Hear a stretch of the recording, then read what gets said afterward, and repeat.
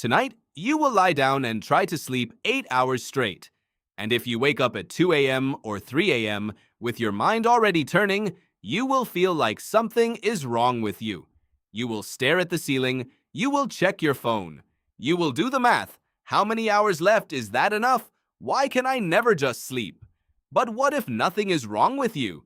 What if the sleep you have been chasing your entire life was never the natural state to begin with? The real answer is far stranger than stress or bad habits. It reaches back centuries. And once you understand it, the middle of the night will never feel the same. There is a historian named Roger E. Kirch at Virginia Tech. He spent 16 years reading old diaries, court records, medical texts, and literature from the pre-industrial world. And buried inside thousands of ordinary documents, he found something hiding in plain sight. People did not sleep the way you sleep. They slept in two separate chunks. They called the first block the first sleep. And after waking for an hour or two in the middle of the night, they slept again. They called it the second sleep. This was not insomnia. Nobody treated it that way. References to first sleep and second sleep appear in Chaucer, in Homer, in 15th century medical guides that gave practical advice about what to do during the waking interval. People prayed. They thought. They visited neighbors. Some wrote. Some lay quietly in the dark next to someone they loved. The middle of the night pause was simply a part of how nights worked. Completely normal. Completely unremarkable. And then, over roughly 200 years beginning in the late 1600s, it disappeared. Not gradually by choice. It was pushed out by light. Paris installed street lamps in 1667. Cities grew brighter.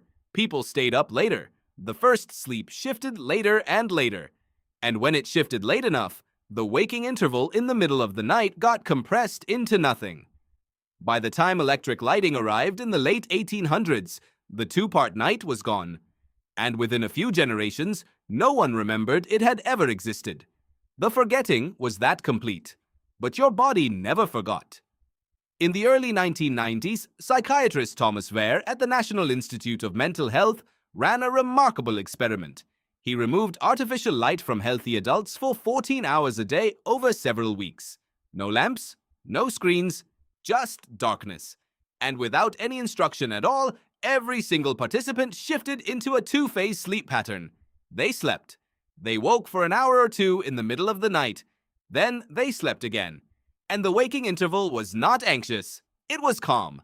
Unusually calm. Ware measured their brain chemistry and found elevated levels of prolactin, a hormone associated with deep relaxation and meditative rest. The same hormone that rises during meditation. This was not a broken night. It was a biological feature.